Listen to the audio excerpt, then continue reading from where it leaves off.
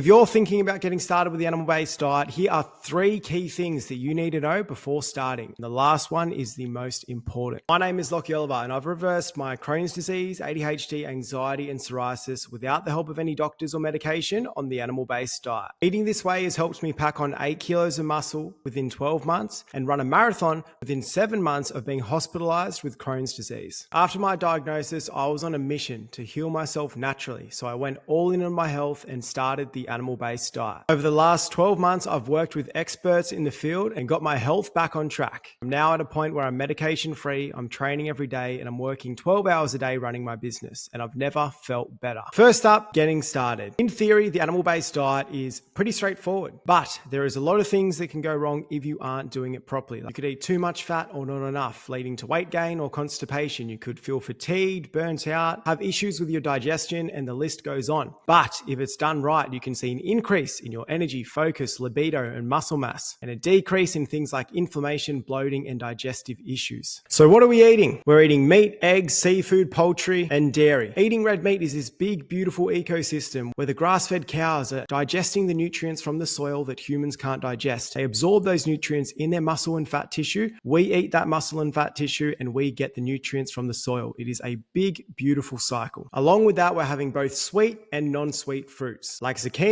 pumpkin, and avocado, because they are fruits. I only learned that like last year, so I always thought they were vegetables, but they're not, apparently. Now, it is super important to accompany those foods with high-quality animal fats like grass-fed ghee, butter, or tallow. You also need to be eating fatty cuts of meat, which I'll touch on at the end of the video. We're avoiding ultra-processed food, bread, rice, pasta, sugar, takeaway, fast food, chocolate, even vegetables. We're prioritizing animal-based whole foods only. We are also eating nose to tail as well, which means from the nose of the cow to the tail of the cow. We're eating the whole cow, including the organs. The organs are very nutrient dense. I often buy beef and liver mince. For other organs, I buy capsules that contain heart, liver, kidney, and even testicles. No homo. There's 2 versions of this diet. Dr. Paul Saladino style, which is strictly animal foods and fruit only. There's also the Dr. Weston A. Price style, which is a little bit more flexible, includes some fermented vegetables along with other whole foods, which I'm going to touch on in future videos, so please subscribe. Both diets are heavily prioritizing meat and eggs as their main source, encouraging the use of saturated fats regularly throughout the diet. Play around with it and see what's right for you. There's no right or wrong answers. A lot of carnivores hate me. A lot of people that are strictly animal-based hate me because I say that. You need to find a diet that works right for you, that you can see yourself sustaining long term. The 2 most important things are that you're not eating the bullshit and you're prioritizing animal protein and animal fats. Whichever way you want to base that is up to you. What to expect when transitioning into the animal-based diet. If you're someone that's smashing Fruit Loops and ice cream every day, the transition period is going to be pretty rough. You're going to have sugar withdrawals. That can include headaches, fatigue, nausea, constipation, and diarrhea. This should only last 1 to 3 weeks max. Now, if you're someone with a pretty decent diet like I used to have, but you're filling up on a lot of processed carbs, bread, cereals, oats, protein supplements, a lot of heavily processed foods, you will still feel an adjustment period, but it shouldn't be as bad as someone that's eating refined sugar and fast food all the time. Some people don't really feel any transition period. They just feel great right away. There's really no guessing. Everyone's body is different and everyone's transition period is going to be different as well. The key is staying strict through this transition period and then pushing to the point where you are beginning to feel good. What you can expect to see and feel once the body is adapted is a decrease in inflammation. My inflammation levels went from 70 times higher than what they should be to perfect within 3 months of eating this way. No more post-meal bloating or energy crash. You'll start feeling energized after eating, and that will be sustained throughout the entire day. Your cravings will disappear. On a general westernized diet, we're eating foods that aren't very nutrient dense, and our body is starving for nutrients. Instead of fueling it with the nutrients we need, we're fueling it with processed pre-made meals, pasta, cereal, and protein bars. Then we fall into the trap of always feeling hungry no matter how much we eat because we are still nutrient deficient. Eating foods that are high in saturated fats and animal protein is going to give your body the fuel it needs, so you're going to feel satiated for a lot longer throughout the day. Previously, I used to always eat cereal, smoothies, overnight oats for breakfast, and I'd be hungry an hour or 2 hours later. I'd need to eat 3, 4, 5 times a day. Now I eat 2 large meals a day with a bone broth or maybe a snack here and there, and I feel absolutely stuffed. I'm not thinking about food anymore. I'm no longer constantly fixating on it. My training skyrocketed. My strength, performance, and muscle mass increased, and my body fat decreased. I noticed my recovery and sleep was better. I no longer needed pre-workout or to be caffeinated to train. I just had natural energy that was sustained gained throughout the day. Not to mention the mental clarity. I used to suffer really bad from ADHD. I was on and off Ritalin my entire life, and I needed 3, 4, 5 coffees just to get through the day. Now I'm caffeine free and medication free, running my business 12 hours a day. No more afternoon crashes, no more relying on sugary snacks and carbohydrates. I now feel full and focused all day long. I used to have psoriasis on my scalp my entire life. Now I no longer have any signs of psoriasis. I used to get pimples on my face. I no longer get pimples. These are all of the amazing benefits that you can expect if you do this properly, which brings me to point number 3. Common mistakes that I've made and I see other people make. They're only eating lean cuts of meat like extra lean beef mince or eye fillet. You can either eat fatty cuts of meat like ribeye, brisket, lamb legs. Don't be afraid of eating the fattier cuts of meat. You can load up on ghee, butter, tallow. Always use animal fats when cooking. Animal fats or saturated fats are going to provide you with long-lasting energy. These are the building blocks for your hormones, brain function, and joint health. They also help heal the gut and aid with digestion. If you aren't eating enough saturated fats, you're going to run into issues with bloating, constipation, digestive discomfort, and skin issues, and can even disrupt your hormone health. Another common mistake people make is not reading the ingredients on the foods they're buying. Even if it says organic, it does not mean there isn't some nasty ingredients in there. Things like marinated meat, sausages, skewers, yogurt, milk, protein bars. All of these foods often contain ingredients that we don't want. We want to keep your diet as natural as possible. Single ingredient, earth-made foods, not factory-made or lab-made foods. Single ingredient whole foods only. An easy way to remember is, did the food exist 3, 4, 500 years ago? If it didn't, then you need to reassess. Lastly is not understanding the calorie density in food. This isn't a miracle diet where you can just eat sticks of butter and not gain weight like some people make out it is. You need to still be aware of the calories that you're consuming. You still need to get your steps in. You still need to exercise to get the best result. This diet alone is not like a miracle drug. If you have a weight loss goal, definitely track your calories whilst adjusting to this diet. Once you build healthy habits and you know roughly what foods you're eating, then come off calorie tracking. In the long term, you do not need to fixate on calories. In the initial phase, whilst you're building these healthy habits, I definitely would recommend tracking your food. Eating this way will make fat loss a lot easier because you're going to feel full, you're not going to have the same amount of cravings, or you're not going to be as likely to binge eat throughout the day because you're fueling your body properly.